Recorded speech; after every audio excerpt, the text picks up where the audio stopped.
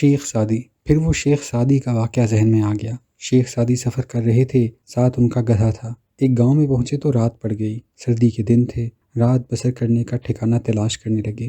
گاؤں والوں میں سے کوئی ٹھکانہ دینے پر رضامند نہ ہوا۔ آخر ایک گھر کا دروازہ کھٹکھٹایا۔ گھر والے نے کہا، میری بیوی درد ذہ میں تڑپ رہی ہے، بچہ نہیں ہوتا، اگر تو دعا کرے تو جگہ دے دوں گا۔ شیخ سعدی مان گئے۔ انہیں کمرہ مل گیا۔ پھر انہوں نے کاغذ کے ایک پرزے پر ایک تعویذ لکھا اور گھر والے سے کہا، اسے مریضہ کی ناف پر باندھ دے۔ تعویذ باندھتے ہی بچہ ہو گیا۔ اگلی صبح شیخ سعدی تو چلے گئے، لیکن گاؤں والوں نے تعویذ سنبھال کر رکھ لیا۔ جب بھی کسی گاؤں والی کو زچگی کی تکلیف ہوتی تو وہی تعویذ لے جا کر باندھ دیتے، تکلیف رفع ہو جاتی۔